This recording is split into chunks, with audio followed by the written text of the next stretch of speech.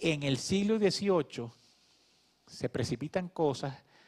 Yo creo que la revolución industrial viene siendo uno de los cambios más fuertes y más importantes, además, más trascendentes que vive la humanidad desde el Neolítico, ¿verdad? En el siglo anterior ocurrían cambios sociales, políticos, filosóficos, ¿verdad? Ocurría la Revolución Francesa, ocurrían cambios incluso en la estructura hasta social, no solamente creativa, en Europa, en el mundo. Surgía lo que se conoció como izquierda, que como tip al margen del tema, la palabra izquierda, ¿de dónde viene? ¿Qué significa un tipo de izquierda? ¿Qué cosa es la izquierda? Eso viene de todo lo que conduce en esa época de cambios, cuando se precipita la humanidad en la búsqueda de nuevos paradigmas. En Francia, en la transición que conduce a la Revolución Francesa, en el 14 de julio de 1789, empieza a haber cambio de ideas, lo que se llama el movimiento de la Ilustración, que se oponía al oscurantismo desde las monarquías absolutistas europeas. Entonces surge el principio básico de los franceses: libertad, igualdad, fraternidad, que era gente que consideraba que los más desasistidos tenían que ser tomados en cuenta, ¿verdad? Que los olvidados no podían estar olvidados. Entonces se crean grupos que propugnan esto y que terminan llevando al fin de la monarquía y la cabeza de María Antonieta en la Bastilla, ¿verdad? Entonces, uno de los grupos que propugnaban esas ideas eran los jacobinos, que eran los más radicales, ¿verdad? Y los jacobinos en el Parlamento francés ocupaban las sillas del lado izquierdo del Parlamento. Entonces, los conservadores le decían, no, los de la izquierda, o sea, los tipos del lado de allá, los ponebombas, ¿verdad? Entonces, de ahí, incluso hasta ese término, tan sencillamente parte de esa edad convulsionada, de todo ese proceso que por embudo lleva una potencia telúrica para cambiar las cosas por las buenas o por las malas, como efectivamente ocurre en Europa, ¿verdad? De ahí, casualmente, bueno, valga el comentario al margen del origen de la palabra izquierda, ¿no? Los tipos que estaban a la izquierda en el Parlamento francés eran los que propugnaban la libertad, igualdad, fraternidad. Entonces, ocurre la revolución industrial y lo nombro porque eso es el detonante que hace que se precipite la búsqueda ansiosa de la televisión, de la transmisión electrónica de imágenes, ¿verdad? De la imagen per se, de la fotografía, del cine, ¿verdad? La revolución industrial nace en inglés no porque fueran los ingleses los más aptos, sino que la situación inglesa había podido ser un poquito más, la transición inglesa hacia los cambios fue un poquito más soft, ¿verdad? Ellos habían estado un poquito lejos de las guerras fuertes del siglo XVIII y XIX. Habían tenido una monarquía que llamaban monarquía liberal versus la monarquía absolutista, que terminó todos contra todos y con descabezados. Ellos pudieron hacerlo más gradual y tenían un clima quizá más propicio para tomárselo y manejarlo o sea, sin los traumas de la misma guerra, ¿verdad? Entonces, ocurre una avidez de la invención, ¿verdad? Del maquinismo. La máquina de vapor cambia muchas cosas e incluso cambia la estructura demográfica. Empiezan los primeros desplazamientos a las zonas urbanas, las masas obreras grandes que no existían antes, ¿verdad?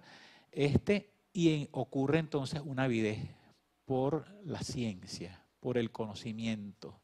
Se vuelca entero la humanidad a descubrir cosas, casi como un niño que se maravillaba por descubrir un asunto científico, una cosa de la naturaleza, inventos electrónicos, la electricidad. Ya los traumatizaba a todos, la fotografía cambiaba hasta la estética.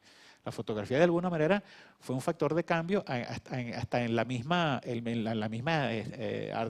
arte plástico y la música, las corrientes de las bellas artes. La fotografía traumatiza a los pintores y es lo que conduce al impresionismo. Ellos empiezan a dejar la cosa estática metidas en las cortes europeas que de alguna manera patrocinaban a los artistas. Y entonces el retratico de la familia real, ¿verdad? Con los 4 nobles, los 5 muchachitos, el perrito de la corte, y empiezan a ver en la fotografía el asunto instantáneo, la instantaneidad de un tipo que de repente corría. No era la cosa acartonada, montada durante 2 horas, correte para acá, ok, ahora te voy a pintar, sino que empiezan a concebir lo instantáneo. Entonces la fotografía impacta incluso también la creación. Y surge, bueno, las corrientes incluso políticas empiezan a manejar el concepto social después que empieza a desplazarse en el maquinismo que llaman, o sea, la industrialización genera una masa obrera y empiezan las consideraciones del bienestar público. Sale un hombre, un alemán que se convirtió en una de las claves fundamentales a escribir acerca del socialismo científico. Ojo, no tanto por el socialismo, sino por la palabra científica. Marx trabaja en ese momento de cambio dentro de todo eso. La misma Iglesia reacciona frente al volumen de los hechos que se precipitan y genera la encíclica Rerum Novarum, donde reconoce la propiedad privada por un lado, pero reconoce la existencia de un grupo de obreros que tiene que ser, por el principio natural de la Iglesia, por lo menos los principios teóricos de la asistencia a los más pobres o a los más desatendidos, y tiene incluso el Papa León XIII que generar una encíclica, un documento, un mandato que dice, el mundo ha cambiado, vamos a cambiar nosotros también, ¿verdad?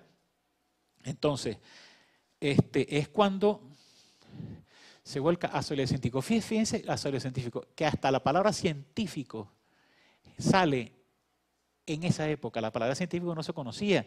Se manejaba el término de filósofo natural, ¿verdad? Y hay un pensador, se llama William Wilhelm, inglés,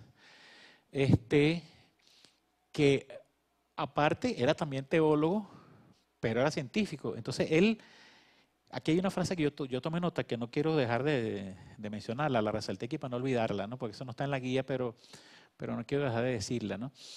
Él manejaba el principio de la razón de Kant, ¿verdad?